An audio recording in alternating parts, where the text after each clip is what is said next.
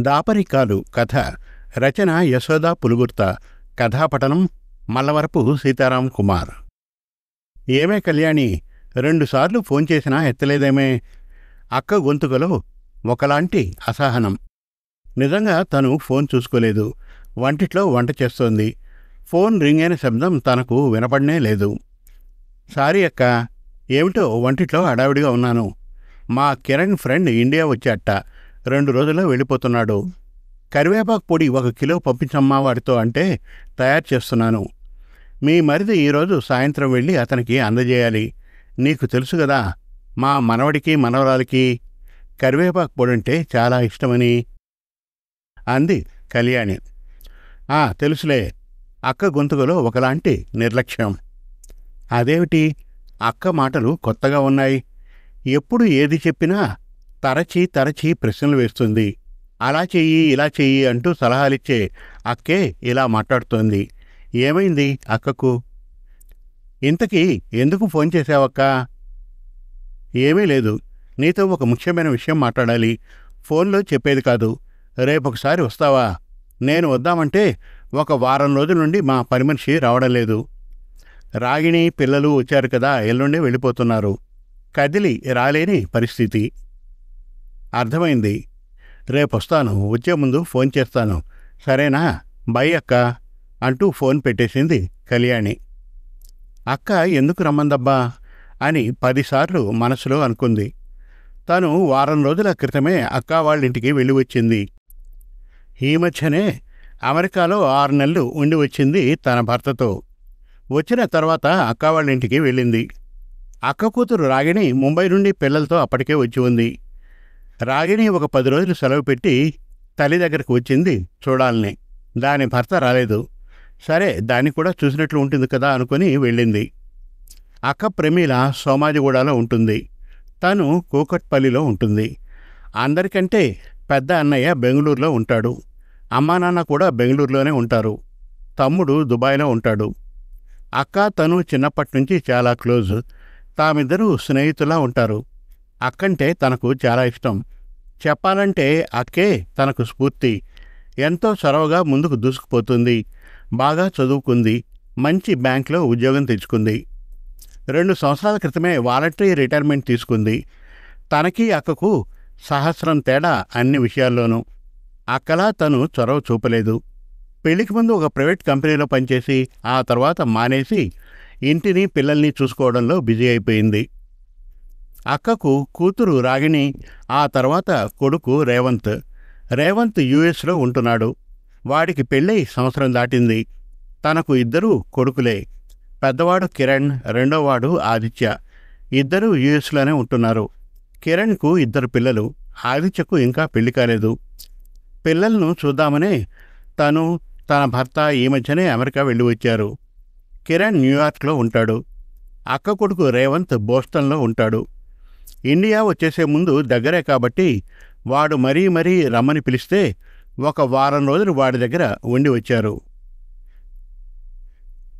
మర్నాడు భర్త రామకృష్ణ ఆఫీస్కు వెళ్ళిపోగానే క్యాబ్ బుక్ చేసుకుని ప్రమీల ఇంటికి వచ్చింది కళ్యాణి. ఇల్లంతా ప్రశాంతంగా ఉంది. రాగిణి పిల్లలను తీసుకుని స్నేహితురాలు లంచ్కి పిలిచిందని వెళ్ళిందట. అక్క ఒక్కర్తి ఉంది. తన కోసమే ఎదురు చూస్తున్నట్లుగా కూర్చొని. తనను చూడగానే లేచి వెళ్ళి మంచినీళ్లు తెచ్చిచ్చింది. భోజనం చేస్తావా అని అడిగింది. ఇప్పుడే కాదంటూ సమాధానమిచ్చింది. అక్క ఎందుకో తనతో ముభావంగా ఆచితూచి మాట్లాడుతున్నట్లుగా అనిపించింది. ఎప్పుడూ తనతో గలగలా మాట్లాడుతూ హడావిడిగా తిరిగే అక్క ఎందుకో ముభావంగా ఉన్నట్లు తనకు తోచింది. ఇంతలో అక్కే సడన్గా మాట్లాడడం మొదలుపెట్టింది. ఒక్క విషయం సూటిగా అడుగుతాను, దాచకుండా సమాధానం చెప్తావా కళ్యాణి? అడుగక్క, ఏ విషయం? నీ దగ్గర నాకు దాపరికాలు ఏముంటాయి? విస్తుపోతూ సమాధానమిచ్చింది. అమెరికా వెళ్ళినప్పుడు మా కోడలు శృతితో నీవు ఏమిటో చాలా విషయాలు చెప్పావుట. ఏం చెప్పాను? ఏ విషయాలు? నిర్ఘాంతపోతూ అడిగింది కళ్యాణి. మా రేవంత్ పెళ్లికి ముందు ప్రియాంక అనే అమ్మాయిని గాఢంగా ప్రేమించాడని, 2 పెళ్లి చేసుకోవాలని అనుకున్నారని, ఇరువైపుల పెద్దల అంగీకారం కూడా అయిందని, ఎంగేజ్మెంట్ వరకు వచ్చిన పెళ్లి కొన్ని కారణాల వల్ల ఆగిపోయిందని, ఈ విషయాన్ని పైకి రానేయకుండా దాచిపెట్టామని చెప్పావుట. నేను చెప్పానా శృతికి ఇవన్నీను? నీవు నమ్ముతున్నావా? అయినా నేనెందుకు చెబుతానక్క, నీవెలా నమ్మావు? బాగుందే. స్వయంగా మా శృతే ఏడుస్తూ రేవంత్ని అడిగిందట. వాడు స్టన్ అయ్యాట. నన్ను మోసం చేశావంటూ ఒకటే ఏడ్పట. ఇద్దరి మధ్య గొడవలవుతున్నాయట. మీ కళ్యాణి పిన్ని చెప్పారని అందట. నేను చెప్పానా? కళ్యాణి నిర్ఘాంతపోయిందో క్షణం. అయినా ఇటువంటి విషయాలు శృతికి చెప్పడమేమిటే కళ్యాణి? మేమందరం ఆ విషయం ఎప్పుడో మర్చిపోయాం. వాళ్ళిద్దరూ హాయిగా కాపురం చేసుకుంటున్నారని సంబరపడుతూ ఉంటే నీవేమిటి తగుదనమ్మా అంటూ ఏదో గొప్ప విషయం చెప్పినట్లుగా చెబుతూ వాళ్ళ ఆనందాన్ని పాడు చేశావు. కాపురాలు కూల్చడం అంటే ఇదే. అక్క గొంతుకలో ఆగ్రహం. అక్క తీక్షణంగా పలికింది కళ్యాణి గొంతుక. నేను కాపురాలు కూల్చేదాన్ని కాదు. నాకు ఆ అవసరం లేదు కూడా. శృతి అబద్ధం చెబుతోంది. ఆమె ఎందుకు అలా చెప్పిందో నిలదీసి అడుగు ముందు. ఆమెకి విషయాలు ఎలా తెలిసాయో కనుక్కోమను రేవంత్ని. నేను ఎటువంటి దాన్నో తెలిసి కూడా నన్ను అనుమానిస్తున్నావేమిటక్కా? శృతి స్వయంగా రేవంత్కి చెప్పడం, ఇద్దరి మధ్య రాచుకుంటున్న గొడవలు అవి అబద్ధమంటావా? నీవు చెప్పావని క్లియర్గా చెబుతూ ఉంటే మళ్ళీ శృతిని కనుక్కోమంటావేమిటి? శృతి అబద్ధం చెబుతోందని నీ అనుమానమా? అక్షరాలా అబద్ధమంటానక్క. శృతి నీ కోడలే కావచ్చు, కాదన్ను. కానీ నీకు నేను తోడబుట్టిందాన్ని. నీతో కలిసి పెరిగాను. ఒకే ప్రాణంగా పెరిగాం. అమ్మ తర్వాత నిన్నే అమ్మగా భావిస్తాను. నేనేమిటో నా మనస్తత్వం ఏమిటో బాగా తెలిసిన నీవు నన్ను అనుమానించడంలో అర్థం లేదంటాను. నిన్నగాక మొన్న వచ్చిన శృతి మీద నా నమ్మకం నా మీద ఎందుకు లేదా అని ఆవేదన పడుతున్నాను. నీ మనస్సాక్షిని ఒక్కసారి అడిగి చూడక్క ఏం చెబుతుందో. ఈ విషయంలో ఒక క్లారిటీ వచ్చే వరకు నేనేమీ మాట్లాడే స్థితిలో ప్రస్తుతం లేను. ఉంటాను, బై అంటూ ఒక క్షణం ఆగకుండా వచ్చేసింది. క్యాబ్ కూడా మాట్లాడుకోకుండా బయటకు వచ్చి ఆటో ఎక్కేసింది. అసలే ఎండ దంచేస్తోంది. అక్క దగ్గరికి వెళ్తున్నాను కదా అనుకుంటూ పొద్దుట టిఫిన్ కూడా తినలేదు. ఒకవైపు కడుపులో ఆకలి, ఉక్రోషంతో దుఃఖం పొంగుకొస్తోంది. కళ్ళమ్మట నీళ్లు ఊటబావిలా ఊరుతూనే ఉన్నాయి. అసలేమైంది? శృతికి రేవంత్ ప్రేమ వ్యవహారం ఎవరి ద్వారా తెలిసింది? తను చెప్పలేదు. మరి మరో వ్యక్తి ఎవరో చెప్పి ఉండాలి. ఆ వ్యక్తి ఎవరు? తనింటికి వెళ్ళాక శృతికి ఫోన్ చేసి నిలదీసి అడుగుతుంది. ఎవరు ఏమనుకున్నా తను లక్ష్యపెట్టదు. ఈ అవమానాన్ని తను తట్టుకోలేదు. మనస్సు పరిపరి విధాలుగా ఆలోచనలోకి వెడుతూ ఉంటే 4 సంవత్సరాల నాటి గతం కళ్ల ముందు కదలాడింది. రేవంత్ యూఎస్లో ఎంఎస్ పూర్తి చేసి అప్పటికే జాబ్లో స్థిరపడిన రోజులు. అక్క తనతో అంది, కళ్యాణి, రేవంత్కి పెళ్లి చేయాలనుకుంటున్నాం. నీ ఎరుకలో ఏమైనా సంబంధాలుంటే చెప్పమంది. అప్పటికే తన కొడుకు కిరణ్కి పెళ్ళై 3 సంవత్సరాలవడం, వాడికి కొడుకు పుట్టడం కూడా అయింది. కిరణ్ భార్య రాగమాలిక ఇక్కడే బీటెక్ చదివి పెళ్లికి ముందు నుండి జాబ్ చేస్తూ ఉండేది. చెప్పాలంటే తన కోడలు చాలా చురుకైంది, అందమైంది. మంచి సంప్రదాయమైన కుటుంబం నుండి వచ్చింది. ఉమ్మడి కుటుంబం నుండి వచ్చిన పిల్ల. ఆప్యాయతానురాగాలు తెలిసిన అమ్మాయి. కిరణ్తో యుఎస్ వెళ్ళాక ఖాళీగా ఉండకుండా ఎంఎస్ చేసింది. పుట్టిన బిడ్డను మేనేజ్ చేసుకుంటూనే జాబ్కి వెళ్ళేది. ఒక్క క్షణం ఖాళీగా ఉండదు. కారు డ్రైవింగ్ నేర్చుకుంది. అన్ని పనులు తనే చేసుకుంటుంది. మనవడు పుట్టిన 2 సంవత్సరాలకి మనవరాలు పుట్టింది. తను తన భర్త 2 పురులకి వెళ్ళారు. భర్తకి ఎక్కువ సెలవు లేని కారణంగా అతను వచ్చేసేవాడు. తను 6 నెలలు ఉండి వచ్చేది. తన కోడలు రాగమాలిక తనతో ఎంత గౌరవంగా ప్రవర్తించేది. అక్కకి రాగమాలిక అంటే ఎంతో ఇష్టం. ఎంత అదృష్టవంతురాలివే కళ్యాణి, చక్కని కోడల్ని తెచ్చుకున్నావు. నాక్కూడా మీ రాగలాంటి కోడల్ని చూసిపెట్టవే అంటూ అభిమానంగా అంటూ ఉండేది. ఒకరోజు అక్క ఫోన్ చేసి, మనం ఏదో అనుకుంటాం కానీ ఏది మన చేతిలో లేదే కళ్యాణి. మా రేవంత్ అక్కడే తన కొలీగ్ ప్రియాంక అనే అమ్మాయిని ప్రేమించాట. ఆ అమ్మాయికి కూడా తనంటే చాలా ఇష్టమంటున్నాడు. కులగోత్రాలు ఒకటే కాదు, మన భాష సాంప్రదాయాలు కూడా సరిపోవు. ఒరిస్సాకు చెందిన అమ్మాయి. ఏం చేస్తాం చెప్పు? కాదు కూడదని వాడి మెడలు ఉంచి మనకు నచ్చిన అమ్మాయినిచ్చి పెళ్లి చేయలేంగా. వాడి విషయం చెప్పినప్పటి నుంచి నా మనసుకి అంత సంతోషంగా అనిపించడం లేదే అంది. అప్పుడు అక్కకు తనే ధైర్యం చెప్పింది. ఈ రోజుల్లో ఇవన్నీ సాధారణమే కదక్కా. ఇద్దరూ ప్రేమించుకున్నారు. మనస్సులు కలవాలే గాని కుల గోత్రాలన్నది సమస్య కాదక్క. వాళ్ళిద్దరూ ఆనందంగా కలిసి కాపురం చేసుకోవడం కంటే మనకి కావాల్సిందేముందంటూ. ఎంగేజ్మెంట్ ఏర్పాట్లు జరుగుతున్నాయి. ఇద్దరూ యుఎస్ నుండి వచ్చారు. ప్రియాంకలో అందం కంటే ఆకర్షణ ఎక్కువగా కనపడుతోంది. ఆ అమ్మాయి తల్లిదండ్రులు ఒడిశాలోని కోరాపుట్లో ఉంటారు. వాళ్ల బంధుగణాలందరూ ఆ చుట్టుపక్కల ప్రదేశాల్లోనే ఉంటారు. నిశ్చితార్థం వాళ్ల సాంప్రదాయ ప్రకారం జరిపిస్తామన్నారు. హైదరాబాద్ రాలేమన్నారు. పెళ్లి కూడా వెంటనే జరిగిపోవాలని, అది కూడా కోరాపుట్లోనే అవ్వాలని అన్నారు. ఎంగేజ్మెంట్ మీ ఊళ్ళో చేయండి, పెళ్లి మాత్రం మా సాంప్రదాయ ప్రకారం మా ఊర్లోనే జరగాలని అక్కా బావ పట్టుపట్టారు. పెళ్లి కూతురి తండ్రి అహంభావి. ఆయన ప్రతి మాట చేష్టల్లోనూ అది ద్యోతకమవుతోంది. ఒక్కగానొక్క కూతురేమో, ప్రతిదీ వాళ్ళకి అనుకూలంగా ఉండేటట్లు డిమాండ్ చేస్తున్నాడు. రేవంత్ అప్పుడే తమ ఇల్లరకపు అరుడనట్లుగా ఉంది సుకుమార్ మిశ్రా ప్రవర్తన. రేవంత్ అయితే, అమ్మా ఎందుకీ వాదనలు, వాళ్ళు చెప్పినట్లు చేస్తే పోనా, కావాలంటే పెళ్ళయ్యాక ఇక్కడికి వచ్చి గ్రాండ్గా రిసెప్షన్ ఏర్పాటు చేద్దాం అంటాడు. అక్కడే గొడవలు తారాస్థాయికి చేరుకున్నాయి. రేవంత్ కూడా అలా మాట్లాడేసరికి బావ, నీ పెళ్ళి నీ ఇష్టం వచ్చినట్లు చేసుకో, మాకు సంబంధం లేదంటూ గట్టిగా అరిచేశాడు. ఇరువైపులా అదే పట్టుదలతో ఉన్నారు. చివరకు ఎంగేజ్మెంట్ వరకు వచ్చిన వాళ్ళ ప్రేమ బ్రేకప్ అయింది. మమ్మల్ని కాదని రేవంత్ని చేసుకుంటే మాతో నీకు సంబంధం పోయినట్లే అంటూ ప్రియాంక తండ్రి కొండ బద్దలు కొట్టినట్టు కూతురుతో చెప్పేశాడు. రేవంత్ కొంతకాలం డిప్రెషన్లోకి వెళ్ళిపోయాడు. ప్రమీల బెంగపడిపోయింది. కొడుకు మళ్ళీ మామూలుగా అవుతాడా అని వెంటనే మంచి సంబంధం చూసి పెళ్లి చేస్తే వాడి మనసు డైవర్ట్ అవుతుందని అనుకున్నారు. ఏది జరిగినా మన మంచికే అన్నట్లుగా ఎక్కువ శ్రమ పడకుండానే రేవంత్ పెళ్లి శృతితో జరిగిపోయింది. తను ఆలోచనలో ఉండగానే ఆటో తమ ఇంటిని సమీపించడం, ఆటోవాడు తనను పిలిచేసరికి తను వాస్తవంలోకి వచ్చింది కళ్యాణి. ఇంటికి వచ్చిందన్న మాటే గాని తన మనస్సులో లేనేలేదు. భర్తకు చెప్పాలని అనుకోలేదు. ఆ రాత్రి 8 గంటలకు శృతికి ఫోన్ చేసింది. శృతికి ఎన్నిసార్లు ఫోన్ చేసినా లిఫ్ట్ చేయడం లేదు. మెసేజ్ కూడా చేసింది తనకి కాల్ చేయమని. రెస్పాన్స్ లేదు. ఆ తర్వాత 4 రోజుల తర్వాత కిరణ్ ఫోన్ చేశాడు. ఏం జరిగిందమ్మా అంటూ. వాడు రేవంత్కి మామూలుగా ఫోన్ చేస్తే ముభావంగా మాట్లాడాట. ఏమైందిరా, అంతా బాగానే ఉందా అని అడిగితే, గతంలోని నా ప్రేమ వ్యవహారాల్ని మొత్తం కళ్యాణి పిన్ని శృతికి చెప్పేసిందట. సో నాకు శృతికి మధ్య బాగా గొడవ జరిగింది. శృతి సీరియస్గా ఉందని చెప్పాడట. అందుకే విషయమేమిటో కనుక్కుందామని నీకు ఫోన్ చేస్తున్నానమ్మా అనేసరికి ఇన్నాళ్ళు తనలో దాచుకున్న దుఃఖం కట్టలు తెంచుకుంటూ ప్రవహించింది వాడి మాటలకి. నేనవన్నీ ఎందుకు చెబుతానరా కిరణ్, శృతి అబద్ధమాడుతోంది, అందరూ నన్ను దోషిగా నిలదీస్తున్నారు అంటూ ఏడ్చేసింది. కిరణ్ తల్లిని ఓదార్చాడు. తను అసలు విషయం కనుక్కుంటా అని, నీవు తప్పు చేయనప్పుడు ఎందుకు బాధపడతావమ్మా, ధైర్యంగా ఉండాలంటూ అనునయించాడు. తను తన భర్త ఇద్దరూ అమెరికాలో ఉండగా రేవంత్ తమని వాళ్ళింటికి పిలిచాడు అభిమానంతో. కానీ శృతికి ఎందుకో తాము వాళ్ళింటికి వెళ్ళడం ఇష్టం లేదు. శృతి బద్ధకస్తురాలు. తాము వచ్చామన్న కనీస మర్యాద కూడా చూపలేదు.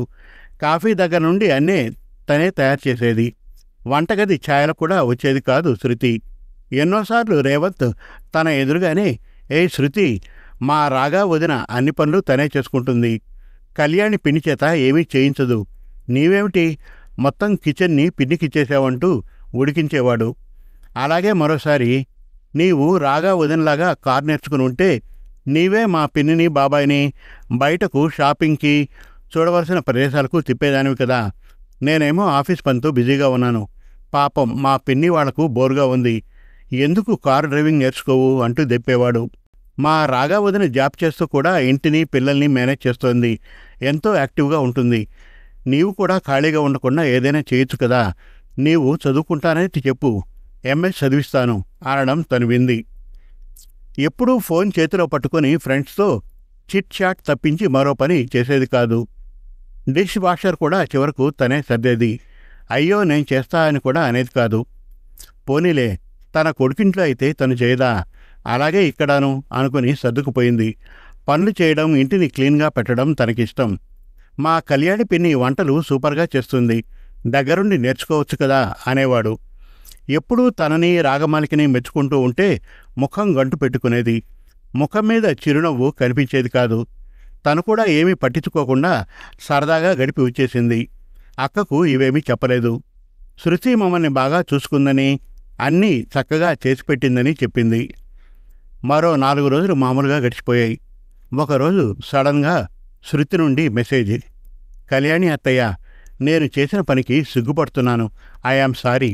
మీతో తరువాత వివరంగా మాట్లాడతాను. నన్ను క్షమించండి. ఇది ఆ మెసేజ్. తను ఆశ్చర్యపోయింది. సరే, తనే ఫోన్ చేయని అనుకుంది. మరో అరగంటకి రాగమాలిక నుండి ఫోన్. అత్తయ్య, విషయమంతా మీ అబ్బాయి చెప్పారు. నాకు చాలా బాధ వేసింది. అదేమిటి? అత్తయ్యను అలా అవమానించడమేమిటి? అత్తయ్య అలా ఎప్పటికీ చెప్పదు. మీరంతా ఏమీ మాట్లాడకుండా ఊరుకుంటే అత్తయ్యే తప్పు చేసిందని అనుకోరా? పాపం అత్తయ్య మానసికంగా ఎంత బాధపడుతున్నారో. నేనే శృతిని నిలదీస్తా అని అన్నాను. శృతికి వెంటనే ఫోన్ చేశాను. మళ్ళీ అదే మాటంది. నేను సీరియస్గా, మా అత్తయ్య చాడీలు చెప్పే మనిషి కాదు. ఎంతో మంచి మనసున్న అత్తయ్యపై అనవసరంగా నిందలు వేయకన్నాను. ధైర్యం ఉంటే నీకు ఎవరు ఈ విషయాలని చెప్పారో చెప్పమన్నాను. కొంచెం తడబడింది. నీవు చదువుకున్న చదువు, నీ తల్లిదండ్రుల పెంపకం నిన్ను ఇలా తయారు చేయడం శోచనీయమన్నాను. సంస్కారం లేకుండా మాట్లాడకూడదన్నాను. ఫోన్లో ఏడ్చేసింది. చివరకు బయటపడింది. తనతో ఇంజనీరింగ్ చేసిన తన స్నేహితురాలు యుఎస్లో ఎంఎస్ చేసి జాబ్ చేస్తుందట చికాగోలో. మాటల్లో తనకు పెళ్లి కుదిరిందని చెప్పిందట. శృతి పెళ్లికి తనకి ఇన్విటేషన్ పంపలేదేమంటూ నిష్ఠూరమాడుతూ పెళ్లి ఫోటోలు పంపమందట. ఇది పంపిందట. రేవంత్ ఫోటో చూడగానే, అదేమిటి, మా ప్రియాంక ఇతను ప్రేమించుకున్నారు కదా పెళ్లికి ముందు, వాళ్ల పెళ్లి వ్యవహారం ఎంగేజ్మెంట్ వరకు వెళ్ళి క్యాన్సిల్ అయిందంటూ మొత్తం పూసగుచ్చినట్లు చెప్పిందట. ప్రియాంక, శృతి స్నేహితురాలు, ఎంఎస్ చదువుతున్నప్పటి నుండి ఫ్రెండ్స్ అట. ఇప్పటికీ తమిద్దరి మధ్య స్నేహం ఉందని చెప్పిందట. అయితే ప్రియాంక కూడా పెళ్లి చేసుకుని ప్రస్తుతం డెట్రాయిట్లో భర్తతో ఉంటుందట. ఈ విషయాలని నేను చెప్పినట్టు ఎవరికీ చెప్పదంటూ ఒట్టు వేయించుకుందట. ఇదేమో ఆగ్రహంతో ఊగిపోతూ, తననేదో మనం అందరం కలిసి అన్యాయం చేసినట్లు బాధపడిపోతూ రేవంత్ని కడిగి పారేసిందట. అసలుకే శృతికి నేనన్నా మీరన్నా అసూయ. మీ అక్కగారు కూడా ఎప్పుడూ శృతితో మా రాగమాలికను చూసి నేర్చుకో అంటారట. శృతే ఈ విషయం ఆదివారంలో ఒకసారి చెప్పిందట. రేవంత్ శృతిని నీకు ఈ విషయాలు ఎవరు చెప్పారని అడగగానే మీ మీద ఉన్న అక్కస్తో టక్కున మీ మీదకు తోసేసింది. కేవలం అసూయతోటే. రేవంత్ తన ప్రేమ వ్యవహారాన్ని ఒప్పుకున్నట్ట. ఇప్పుడు అవన్నీ మర్చిపోయానని సారీ చెప్పాట. మొత్తానికి శృతి కూడా కూలయిందట. తను గిల్టీగా ఫీల్ అవుతున్నానని మీకు సారీ చెబుతానంది. శృతి మాట్లాడి సారీ చెప్తే మీరు క్షమించేయండి, సరేనా అంటూ ఫోన్ పెట్టేసింది. కళ్యాణి రాగా మాటల్ని మౌనంగా వింది. తను శృతి నుండి సారీలు, క్షమాపణల కోసం ఎదురు చూడడం లేదు. ఒక్కసారి అనగానే తను ఇంతవరకు ఎంత క్షోభను అనుభవించిందో అది మనసులో నుండి తొలగిపోతుందా? అసలు తప్పు ఎవరిది, ఎక్కడుందంటూ ఒక్క క్షణం ఆలోచించింది. భార్యాభర్తల బంధంలో దాపరికాలు ఉండకూడదంటారు. పెళ్లికి ముందు జరిగిన కొన్ని సంఘటనలను ఇద్దరూ షేర్ చేసుకోవాలంటారు. నిజంగా రేవంత్కి తనకిలా జరిగిందని పెళ్లికి ముందే శృతికి చెప్పి ఉంటే శృతి రేవంత్ని అంగీకరించేదా? పోనీ పెళ్లి తర్వాతైనా రేవంత్ జరిగిన విషయాన్ని నెమ్మదిగా శృతికి చెప్పి ఉండాల్సిందేమో. అయినా ఎవరైనా ఎలా చెప్పగలుగుతారు? సృష్టిలో జన్మించాక అవసరాలు తీరడం కోసం మనిషి ఒక్కో చోట ఒక్కో తీరుగా వ్యవహరించక తప్పదు. నా జీవితం తెరిచిన పుస్తకమని, రహస్యాలు దాపరికాలు ఉండవని కొంతమంది ప్రగల్భాలు పలుకుతారు. కానీ చెప్పినంత సులభం కాదు ఆచరించడం. దాపరికం ఎటువంటిదైనా ఒక్కోసారి మనం ఊహించని రీతిలో ఏదో విధంగా బయటకు వచ్చేస్తుంది. ఎవరి ద్వారానో తెలిసే కంటే తన మనిషే చెప్పి ఉంటే ఇంత రాద్ధాంతం జరిగేది కాదు. అదే జరిగింది ఇక్కడ. రేవంత్ ఏదో సందర్భంలో శృతికి చెప్పేసి ఉంటే అప్పుడే వారిరువురి మధ్య మనస్పర్ధలు వచ్చినా ఇప్పటికీ చల్లబడిపోయేవి. ప్రేమించుకోవడం, ఆ ప్రేమ ఏవో కారణాల వల్ల సఫలం కాకపోవడం ప్రస్తుత రోజుల్లో సహజమైపోయాయి. పీటల మీద పెళ్లిళ్లే ఆగిపోతున్నాయి. పెళ్ళైన కొద్ది రోజుల్లోనే విడాకులకు కోర్టుకెక్కుతున్నారు నేటి యువతీ యువకులు. ఇవన్నీ అర్థం చేసుకోలేని అమాయకురాలా శృతి? ఇదే అనుభవం ఆమె విషయంలో జరిగి ఉంటే? అయినా ప్రతి ఒక్కరూ ఏవో పొరపాట్లు చేస్తూనే ఉంటారు. వాటిని అర్థం చేసుకుని సామరస్యంతో ముందుకు సాగిపోతే ఆ జీవితం నందనోద్యానవనం అవుతుంది. శృతిని ప్రతి విషయానికి చిన్నబరుస్తూ మాట్లాడడం కూడా అగ్నికి ఆజ్యం తోడైనట్లయింది. ఆ అమ్మాయి పెరిగిన వాతావరణం, అలవాట్లు వేరు. ప్రతి విషయానికి అక్క కూడా రాగమాలికతో శృతిని పోల్చుకుంటూ అసంతృప్తికి లోనవుతుంది. మా రాగవదిన కేపబుల్, నీలా కాదు, భలే యాక్టివ్ అంటూ రేవంత్ పదే పదే శృతి దగ్గర అనడం తను చాలాసార్లు వింది. అలాగే శృతి దగ్గర తన్ను మెచ్చుకుంటూ నీకేమీ రాదంటూ రేవంత్ ఇన్సల్ట్ చేస్తూ మాట్లాడడం తనకు తెలుసు. ఈసారి తను అక్కను కలిసినప్పుడు గట్టిగా చెప్పాలి.